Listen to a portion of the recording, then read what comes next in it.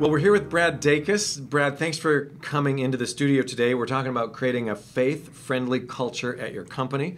Brad, you founded Pacific Justice Institute in 1997. That seems like a while ago. You've been defending religious freedom without cost for a long time. You've been heard on radio stations and television stations across the country.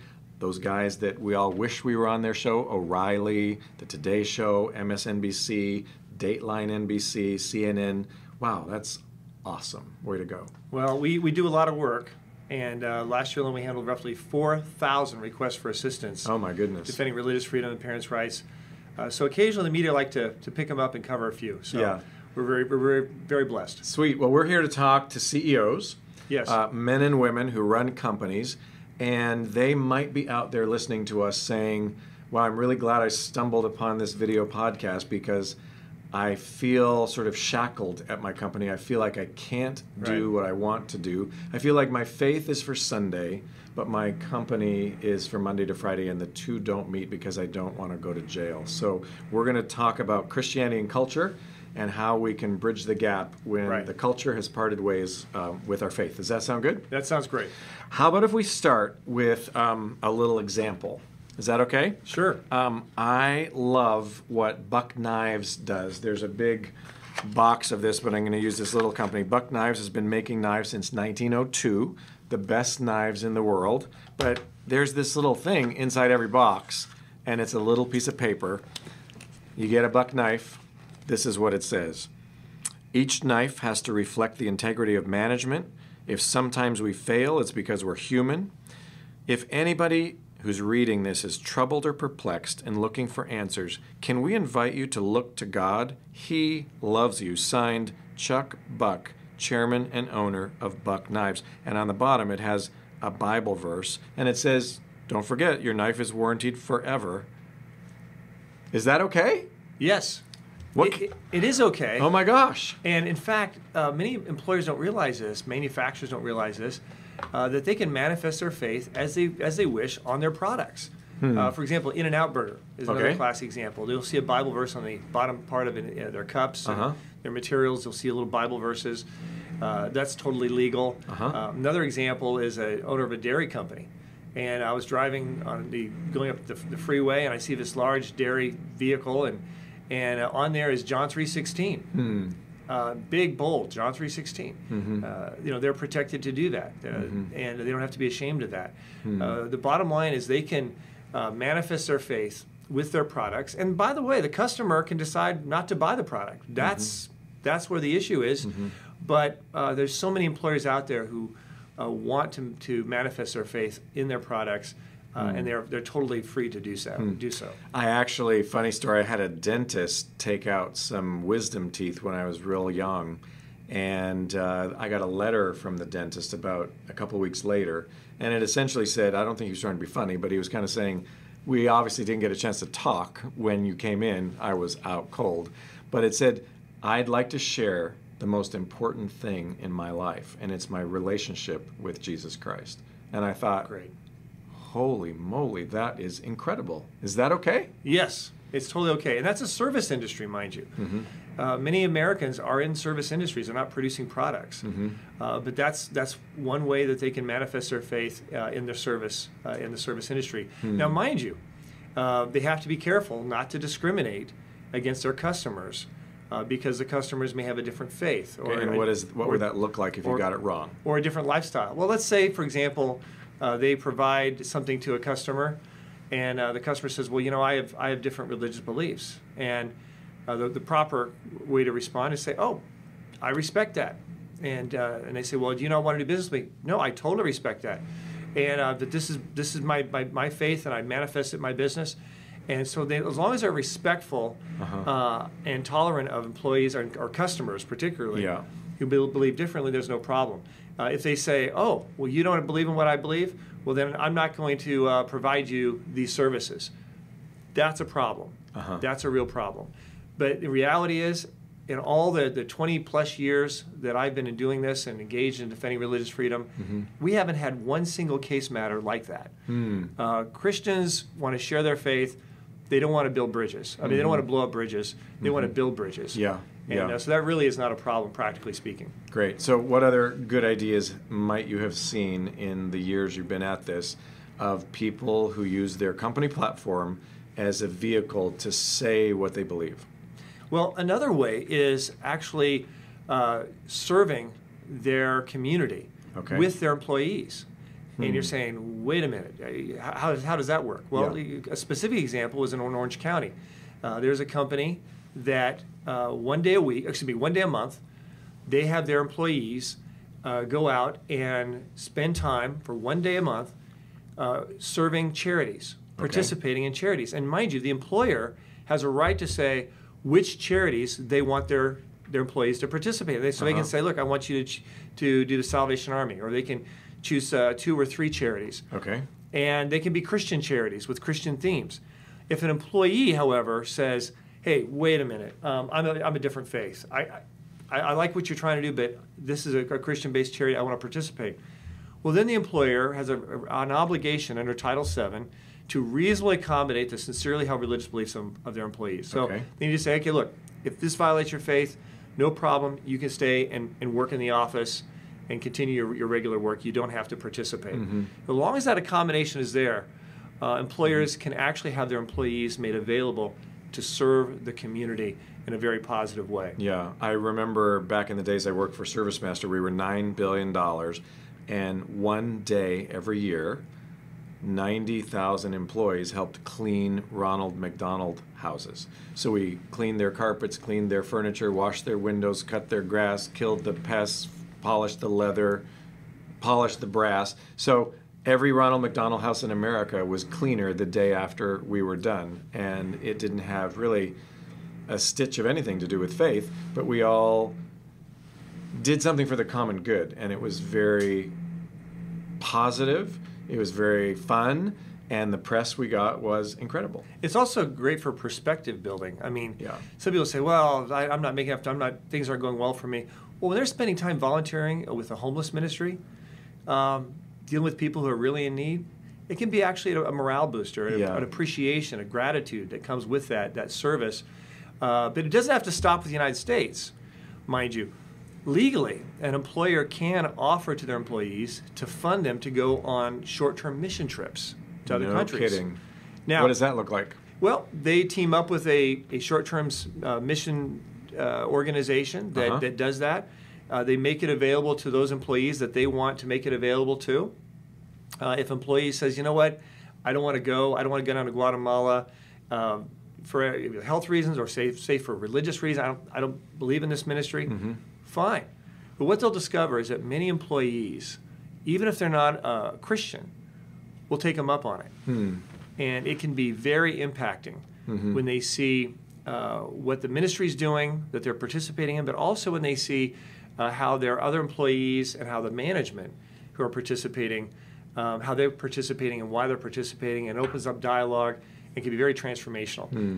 This is something that is there. We at Pacific Justice Institute will be happy to work with any employer if they have any questions about implementing any of these things without charge. That's great. So they would just call Pacific Justice Institute. That's right. And talk to you about their question or problem. Right. We actually, I think we have a convene employer who takes employees who maybe meet a particular criteria. That's a performance thing, and maybe not, I can't exactly remember, but they do the free wheelchair mission deal. So they're arriving in a foreign country with hundreds of wheelchairs that are made of a garden chair and bicycle tires, and the looks on people's faces when they receive a wheelchair that they were walking or they were dragging themselves along the ground is incredible. Yeah. I mean, what a life-changing thing that would be for an employee, whether they were a Christian or not a Christian. Right. Now, many employers, they say, we're going to have team building, and we're going to go to this retreat, and we're going to have motivational speakers. They can do that, and they can have some outside speakers from a Christian worldview perspective as well. But having the employees participate in something that is giving and serving can be incredibly transformational, and should definitely be considered by employers, Christian employers across America. Well, Brad, we want to talk for a minute about the CEO who is running a union shop, or maybe they have partial union shop in City A and a non-union in City B. but talk to the CEO who's saying, what can I do? I have a union environment. Yeah. This is a very well-kept secret, but is extremely powerful for employers to know who have union shops. Okay. Under Title VII, Section 701J, the courts have held that language requiring reasonable accommodation of employees' religious beliefs or convictions applies to union workers who do not believe in their unions, whose union supports perhaps issues, causes, or candidates that violate the conscience or religious beliefs of that union worker. And they're protected, even if they're an atheist, but it violates their values, they're protected to have every single penny of their union dues, not just their membership part, but all of it, including agency fee, fair share dues, all of it, to never go to that union again, and instead go to a charity or ministry that's reflective in agreement with their faith. Wow, that's a sort of an explosive thought. Yes, only 1 in 1,000 union workers are aware of this. Sometimes when unions approach their union, sometimes when workers approach their union about it, the union will say, "Oh, this only applies if you're a Jehovah's Witness or Seventh-day Adventist." Okay. Or you have to have a letter from your pastor saying that your beliefs of your church require you not to be a part of a union. That's baloney. They do that all the time. Or they'll say, you have to choose one of these 3 charities that and all 3 of them violate your faith. You can't choose them. No, you can't do that as well. We at Pacific Justice Institute actually litigated a case where a union tried to say, okay, you can give to Planned Parenthood, the ACLU, or the LGBT Alliance. Wow. Okay. No, that didn't work. So we litigated, we took care of that. They have to allow you to give to at least one charity that is in accordance with your faith and beliefs and convictions, not in disagreement with your faith and convictions. And to make this really easy, Greg, what we did at Pacific Justice Institute is we worked and created a website called ChooseCharity.org. Okay. ChooseCharity.org. They simply go to that website, they answer the questions, and it's from start to finish, it's taken care of without charge for that worker. And we make it very easy for the worker. The attorneys who are set up to work with ChooseCharity.org do all the legal work without charge. We make it very, very easy. So if you're a Christian CEO or if you're a Christian employee, you are in a union shop and you're not happy with the fact that your dues are going to the union for whatever reason, go to ChooseCharity.org. It's in the lower thirds of your screen right now, and you can make accommodation to send those dues somewhere else. Right, and here's what an employer specifically can do. They can actually send a letter to the employees, to all the employees. In fact, they can put it in the paycheck, or they can send an email out to all the employees explaining to the employee of their rights under Title VII to have their faith reasonably accommodated in this way. And we have the material on our website. They can use some of the material on our website to formulate that material for that information. We can actually even help compose the letter for them without charge. That this is something that every employer who has a union shop should do out of respect for the rights of their employees. If you are a person of faith who leads a company, you want to make sure that you don't get sued. Right. And you want to make sure that if you do, that you win. How do you do that? Well, first is an employer needs to have a regular employee review with employees every year. Okay. No matter how large the company is, that's very important. Because if they don't and they end up terminating an employee, and that employee can later come back and say that I was fired because of my religion or because of my lifestyle, they disagreed with the morals or beliefs of the employer that's otherwise protected. So that's very important. Employer reviews, I can't stress that enough. Second, the employer needs to conduct proper training for religious freedom and harassment in the workplace. Employers all the time have such seminars based on gender, based on race, ethnicity, or orientation, sexual orientation, but they often completely forget to do it for religious tolerance and harassment in the workplace. That is just as much a part of the civil rights statutes and discrimination provisions under Title VII as are the other groups, and yet it's ignored.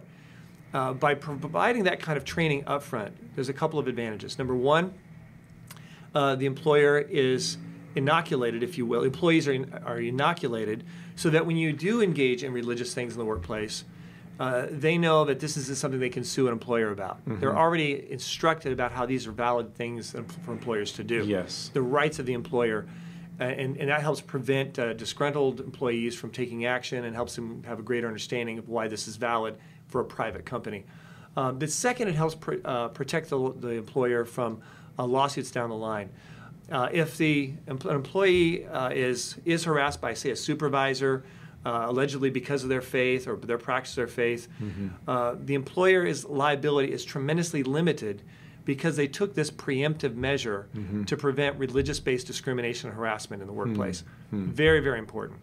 And then third, an employer needs to take immediate corrective actions when an employee crosses the line with another employee. So let's say you have Joe in the workplace. He's an on-fire Christian, and he keeps badgering this other employee who's not a Christian.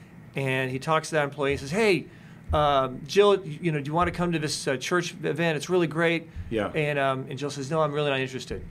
And Joe continues. Next week he brings in the bulletin. That's right. And the next week he brings in a video. Yeah, and a gospel tract and everything else. And it's very clear, maybe the first time, there's no reason Joe should know where she's come from. But after a few times of her saying, no, I'm not interested, Joe should get the picture. Right. And he should be respectful of that. Right. And if he's not, and he's continuing to the point where it becomes harassment repeatedly over and over, that employer has an obligation to immediately intervene in the matter and take corrective measures to make sure that Joe ceases and desists from that, what it could be harassment of the other employee. Right. So better in that case, your example was Jill is the person being harassed by Joe, who's the Christian. Better for Jill to know in advance that she can freely and in a welcoming way come to you as the CEO of the company or her supervisor, rather than go to some lawyer's office and say, hey, I want to begin proceedings against ABC Metal Company. Right. And an employer should have a process set up right up for the employees so they know what they are to do if they feel that they're suffering from harassment or discrimination or something like that. There needs to be a process, and usually companies, when they have an HR, that's the process. They should immediately go to HR and make that complaint known so that the HR, human resources, and the company can take corrective measures. Those are some real basic things that companies can do. And of course, employers, of course, need to be right up front in the hiring of the employee of the Christian nature of the company, so the employee has a clear understanding right up front of what they're getting into. As well as the employer's commitment not to discriminate or harass employees because of their faith or ethnicity, gender, or any other protected group that they may be a part of. Well, can we talk a little bit about hiring? Yes. I think this is an area that is maybe fraught with even more fear on the part of some CEOs. So some companies might want to hire people who have a faith position equal to theirs. Is that okay? Some CEOs might not need or want to hire someone whose faith is aligned with theirs.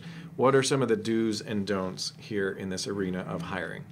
Well, for-profit businesses are particularly bound, whether they're Christian or not, to the discrimination statutes and laws, in both in terms of nationally as well as in various states.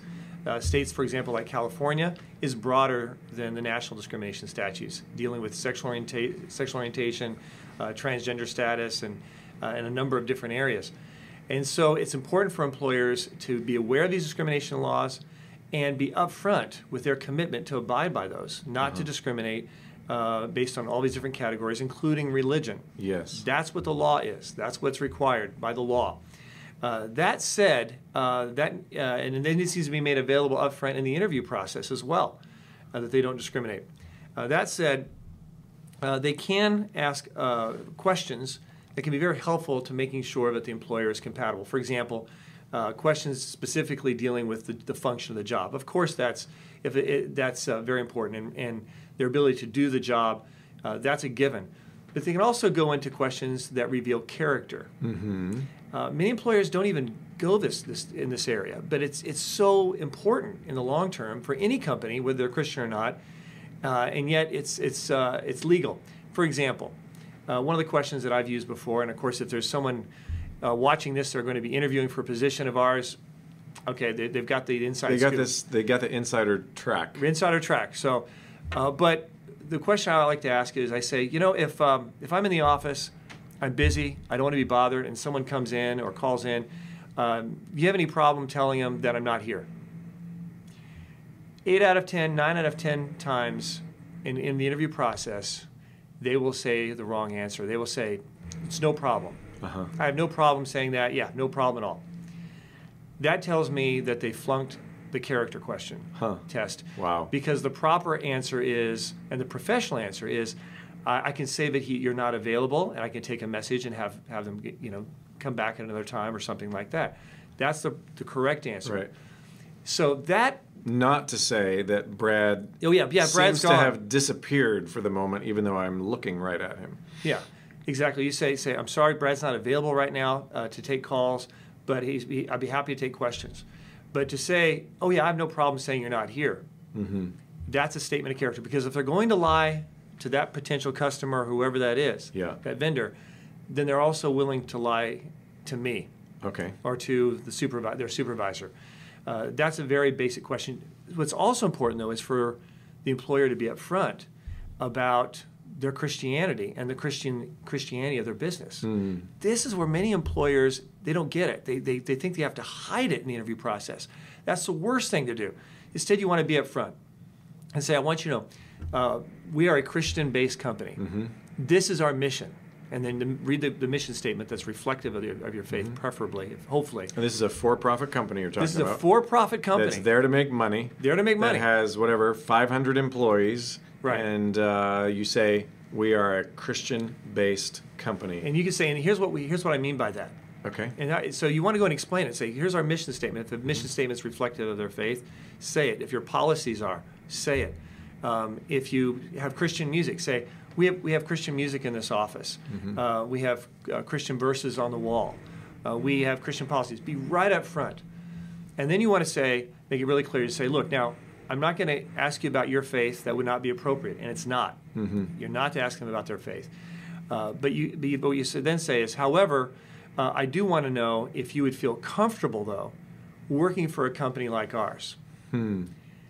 And the response is very important because you're not going to have many people say, oh, no, I wouldn't be comfortable at all. This is a terrible company, and I want to get the job so I can sue you. You're not going to get that. And or, with less Machiavellian desire on the part of the interviewee, they just kind of would love to work somewhere because they're looking. So they're going to give you a fairly innocuous answer. Right. And so you watch their response, both verbally and their body language. For example, I've seen it before where they'll say, no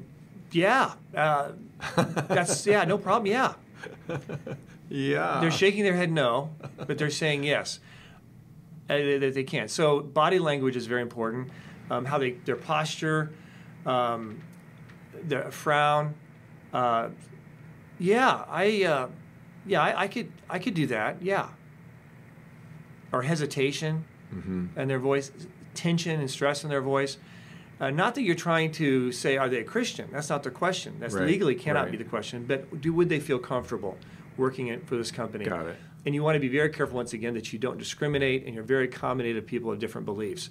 That needs to be right up front, but asking those kinds of questions and then using the pause, I think is very valuable after that question. Use the pause so you don't let them get off with just a quick yes or no.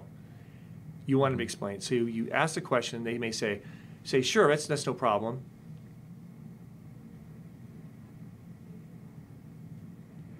Wow. And you use the pause, and that communicates to them that you want more explanation. You want more answer. Yeah. So if it's not clear with a quick yes or then give them a position to explain that. And if they want to be open about their faith, that's up to them.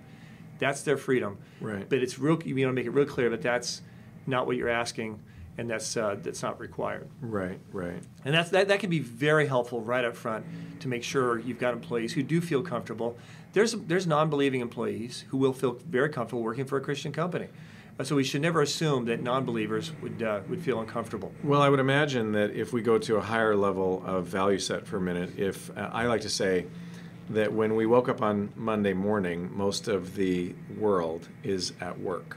they're not in church, and Monday to Friday, they're at your company. So 40 hours a week, the world is mostly at work. Right. In fact, if we try to hire everybody who's Christian, there's nobody to influence. Right. You know that old little ditty that we used to do as kids, here's the church, here's the steeple, open the door, see all the people. The fact of the matter is we open the door now, and there's not very many people at church. It's on the decline, but everybody's still at work. And so I would love to think that our CEOs, men and women across America who are leading companies, would say, I want my business to be a vehicle that God can use, and not just to make life happy and safe for Christians, but to be a place that we would actually maybe intentionally hire people that didn't have the same faith as us so that we have somebody to influence. Right.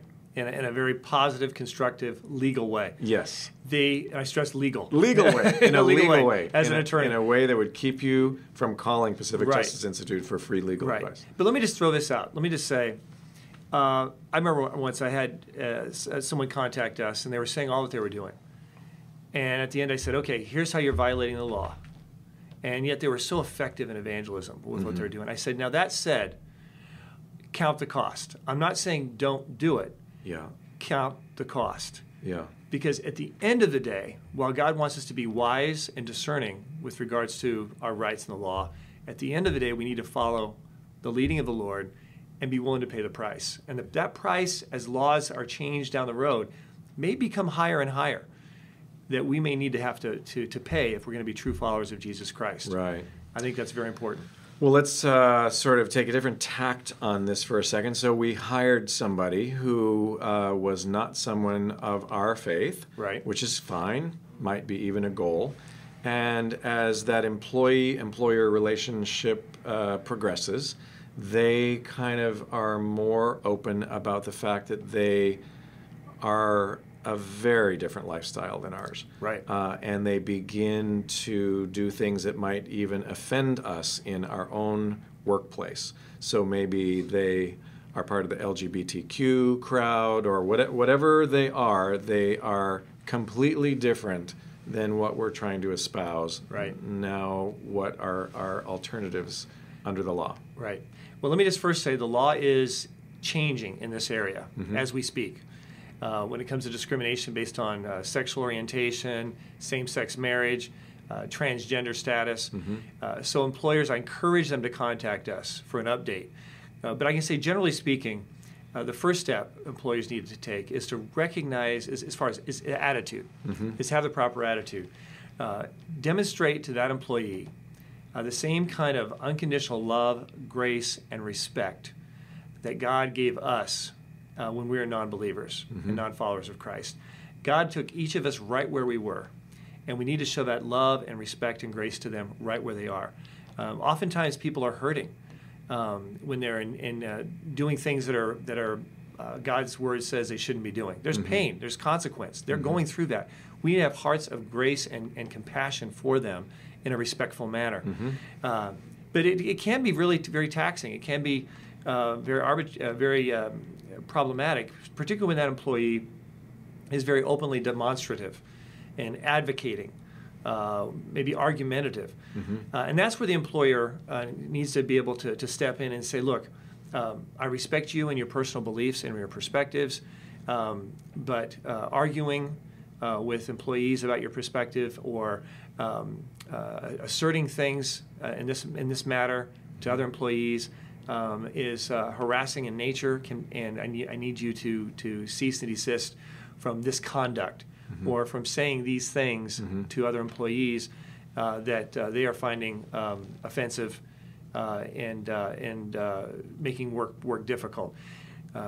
You want to be very, very, very careful with regards to this because what you say can be used against you in alleging that you are hostile and intolerant and harassing the employee. So it's a very sensitive area. The employers also need to state real clearly in employee review what an employee is doing that is acceptable and what they're doing that is not acceptable. No matter how large the company or business, this is critical. Because if they don't have a written record of why they're letting go an employee, the assumption is going to be that it's because the employee revealed that they're part of a protected group or a protected class. Right, right. And that can be very problematic. Okay.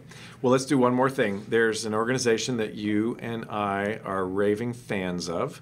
It's marketplace chaplains and corporate chaplains, these people who do incredible work. And I like to say most org charts do not have a box on them for vice president spirituality or chief chaplain officer or whatever we want to call it. This role usually falls to the staff members that are the leadership. So when an employee has a death in the family, a situation with a family member who's in trouble, a depression moment, those moments of counsel usually end up at a rank and file person's desk. It's the vice president of whomever is in charge of them, the salesperson, the operating person, the finance person, and we become counselor.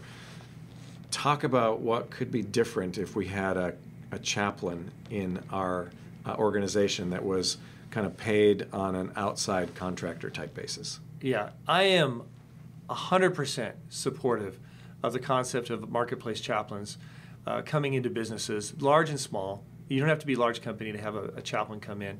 And it has practical advantages because employees can be open, more open than they could, say, if the Bible study was being head up by the president of the company. The challenges and struggles they're going through, you want them to be ministered to. And to be ministered to, they need to be open. Second is legally. It creates a healthy firewall between the ministry, ministering to the employee, and the company. For example, let's say that an employee is struggling with, say, same-sex attraction. Say that's something they're struggling with, and they share it with the chaplain. There's a confidentiality there. So if it turns out that the employee is terminated, say 2 days later, for different reasons, there's a protection there with regard to a lawsuit. If you don't have that firewall, instead, let's say he shares it with the senior vice president who's leading up the Bible study, and he shares this, and 2 days later that employee is terminated for legitimate reasons. Yes. There's a lawsuit right there. Right. And the presumption of those who will be residing over the matter in a court of law will likely lean in favor of the employee. Yeah. Because of the presumption. Well, I'm able, because of the reports that I get, to know that there are thousands and thousands and thousands of visits that marketplace chaplains have with the 40-some thousand employees of Convene. Not all 40,000 employees that are part of Convene CEO upline type things use marketplace chaplains, but even just the few that do, there's thousands of touch points, and they're usually family related matters, right? Right. Oh, my mother, yes. my father, my daughter, my son, my cousin, something bad happened, and it's a place to talk. Yeah, it is so practical. It's right there. Frankly, I don't see any reason, any real legitimate reason why a company should not be working with marketplace ministries. Yeah, I don't either. It makes no sense to me at all. From a legal perspective, from a ministry perspective, if your company is one you've truly given to the Lord, not just in talk, but in your heart, truly given to the Lord, this is a no-brainer for ministry and evangelism. And if you just look at it from a financial perspective, you could spend $50,000, $60,000, $70,000 on a chief spirituality officer, or you could spend $5,000, $10,000 on an outsourced person. It's kind of, as we say in California, there's that commercial, it's the biggest no-brainer in the history of mankind. Absolutely. Absolutely. But also, I think it's important to realize the breadth of ministry that comes through this. For example, you could have the Truth Project brought in through a Bible study they have, but they can bring in the Truth Project, which brings in apologetics. You can bring in outside motivational speakers into your company. You can bring in MOPS, mothers of preschoolers. We work with a company that brought in this ministry, which showed compassion for mothers who have preschoolers, and yet also give opportunities to minister to them. And when you bring in these outside sources, it shows compassion. That compassion increases employee morale, employee loyalty, reduces turnover. If you are an atheist and want nothing to do not believe in Christianity, these are fundamental things that you should do if you simply just want to increase morale, lower turnover, and in the end, increased profits. Great, thanks. Well, there's a little tool that we want to offer to people who are listening, and we have a way for them to get it. You're going to see in the lower third, so you can hold that up, Faith in the Workplace, a free gift from Pacific Justice Institute and us at Convene. So they're going to see in the lower thirds of their video screen how to get that. Right. And we just would love to offer a more detailed subset of all the things we've talked about that people can get for free.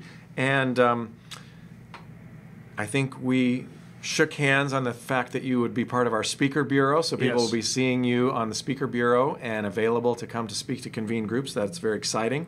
And so, Brad, I just want to say thank you for what you've been doing since 1997, defending religious freedom without cost. And I think today that we have helped hundreds of CEOs to understand that they actually can do more than they thought they could about sharing their, not necessarily just sharing their faith overtly, but being who they really are Monday to Friday, instead of kind of putting it on disguise mode until Sunday. So thanks for coming in. Oh, my pleasure. Thank you.